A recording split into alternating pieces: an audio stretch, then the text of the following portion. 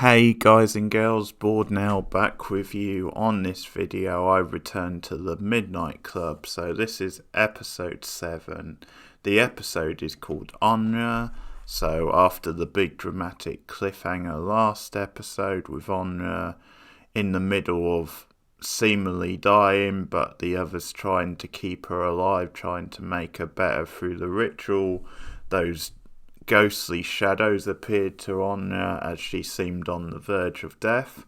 So the opening of this episode really threw me through the loop because we open with Anya in a different place, and it left me questioning for a good few minutes what exactly we were watching, what was happening, because she looked different. You had her out in the real world. She was this character who had come out of prison and so was part of a program giving her the chance to reconnect with society. She had like a job in a supermarket, had a very mundane, predictable life where it would be the same thing every night. She would come home from her job, she would have like a microwave dinner, she would watch an episode of Law and Order, and there was a nice little gag with that where on the TV, on the episode of Law and Order, you would hear almost like a pun when when they were talking about like the case and the method of the killing. So I don't know if that's a real thing, because I think it was one of the spin-offs from Law and Order. So as far as I know, in the regular Law and Order, you get humour, sure, but you don't tend to get that sort of like pun type humour. But no, that was just a nice little touch where like you saw her watching a couple of different episodes, and each one there was like a pun connected to the killer, or the killing. So that was fun, but. Yeah, that's the setup, but things start getting a bit more bizarre. She also goes to like a group, and like a grief type counselling group, which really gets her frustrated.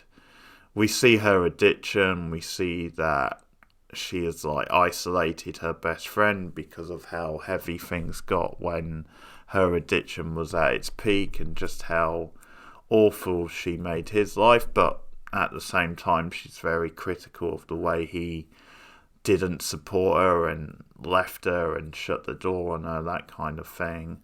So it seems like certain things are mirroring on his own life, because there's also the nod of her dreaming of being a ballerina. She passes the place where they train to be ballerinas at one point. That was a nice touch.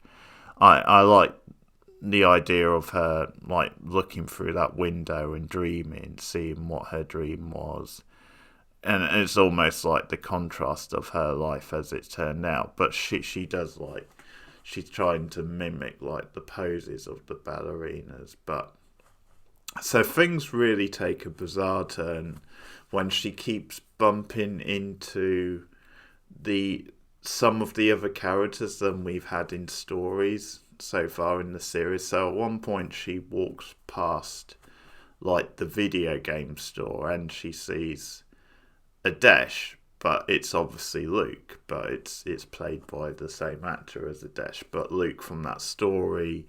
Becky's also there, even though she's supposed to be dead, but she's there anyway. And there's other examples, but in that case, she walks into the store and she says, "Hello, Adesh. Oh my God, I never thought I'd see you again," or all that sort of stuff. And because it's Luke, like she doesn't, like, he doesn't know who she is, and like Becky's like, "I think we should call someone." She seems really like sort of distressed and out of it. And you get other example, like she bumps into like Alonka's character, and she keeps bumping into them. So as things go on, I was questioning what this is, because at first I thought, is this just one of their stories that they're telling? Is this because in this, I mean, I came to the conclusion it was in Anna's head. It was kind of her own sort of narrative than we were in her thoughts. But also because she seemed to be on the verge of dying. Maybe it was some sort of purgatory she was supposed to be in. But one of the things is then in this like alternative like reality, it seemed like she actually survived, and it was the others who died, because you heard like this voicemail message from the others to Anya where they were each talking to her, and it seemed to like indicate that she had survived and they hadn't, which I think plays into what they're trying to do with the ritual as well.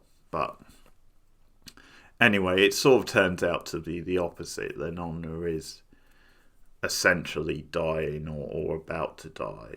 But there's a little bit more to it than that. But yeah, I really enjoyed this stuff. I really enjoyed how far they went with it, and just the way it threw me through the loop. The touches of her bumping into the other characters, but it was like their story characters, not the actual people. And also, again, the actress did a really good job. She played a lot of different sides of the character, and the stuff where she gets really depressed, there is like a payoff with her and her friend where he comes to support her and they make amends, which is good. But yeah, it's almost like this is in her head and she's imagining a different sort of future, at least, or certainly there's bits of her own life in this like different version of reality, and it's very well done. There's some powerful stuff in there. It's a really powerful, moving depiction of addiction, I think. It's very well done, very kind of, yeah, puts you on edge, I think. But there's some beautiful details. I like some of the stuff with her in the supermarket, and the way her boss is like quite a friend to her, is like there for her and encourages her, sort of talks about her own dreams. But it does feel like a very like realistic depiction, not of a just addiction, but also the sort of slog of everyday life for like the working class, and having to deal with everyday life and having a bit of a dead end sort of job. So it was all very well done. And what this leads to is that Anya actually goes missing when they're doing the ritual, and then she shows up a few days later, and this has Alonka hoping then it's going to be another Julie and James situation, like the way she was magically cured when she returned to the Institute. But it doesn't work out like that. But they all get to be by her bedside. You see Nansky reading to her, and Alonka like apologizes to her, and that they make peace. But she ends up dying, and the fallout to her death is once again really well handled, very well sold. And you get some scenes with Stanton and with Alonka where Stanton gives Alonka a box of Anya's thing that she says she would have wanted you to have. And there's a lot of good stuff in this part of the episode. But the sort of like turn of the episode, if you like, the big reveal is then Stanton knows about the Midnight Club. She's always known about it, and it's sort of gone on with her blessing type thing, because they go for like their meeting, and she comes into the room and makes it clear she knows about this. She's known about it for years, so it's not just their Midnight Club meeting. She's known about it from previous patients who have been there. And it's a good scene because, first of all, it answers like some of the question marks about how they're allowed to keep doing it, because she mentions why do you think it just so happens that the nurse is always not around and not watching the place, or why do you think it just happens and the door is always unlocked? And I like stuff like that when they address it in the plot, because it's like maybe stuff you as a viewer might poke holes in, but it's actually answered in the drama. So that's good stuff. But I like some of the stuff that Stanton's saying in the scene. Like, she says to them, then the Midnight Club happens, and she allows it, she approves of it, but she also says, don't abuse the freedom I'm giving you, type thing. And part of the thing with her in this episode is that she's very much making it clear again that she is against this ritual. Like, she doesn't believe it can work. She doesn't believe you can, like, heal people in that way. She very much believes in, like, science and medicine. She tells them to go to bed, and they don't go to bed. They want to say goodbye to Anya properly. They go to the beach to do a proper, like, goodbye and send off. And in probably one of, or probably is the most moving scene of the whole series, is them on the beach, and you've got Cherie playing the violin, and they're singing a version of Time of Your Life, the Green Day song, which again perfectly puts this in the 90s. And I'm guessing it's meant to be like a favourite song of Anya's, or was. But it's a really touching, tender moment. It's beautifully done. And then the big dramatic turn at the end of the episode is then when they're going back to their rooms, when Alonka's going back to her room, she overhears a conversation that Stanton's having with someone on the telephone. And through it, Alonka overhears that one of the patients, is recovering from her cancer and is ready to go home, or is set to go home. That's what she finds out. And she's obviously taken aback by this. She's intrigued by who it was, or who it is. It's big news.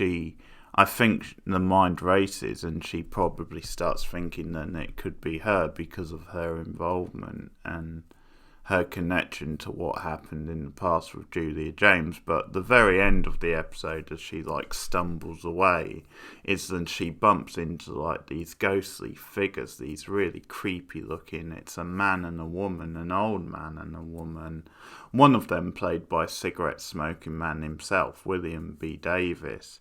And it obviously freaks the life out of her. It's a good ending, a good like hook to the end of the episode. Very well done horror scene. Again, the CGI is once again a little bit on the ropey side, but just as a suspenseful scene and a good like jump out type moment, it's well handled and a good like powerful way to end the episode. So that's the Midnight Club again. I'm sort of wondering maybe if these two characters who she sees at the end here could be former patients of the Institute, could be people who've been there all these years and died there, and that's their ghosts watching over the place. Could be something like that. Anyway, that's episode 7, my review. Thanks for listening. Like and subscribe as always. Let me know your thoughts in the comments below if you've been watching the series, and I'll be back with more soon. Goodbye.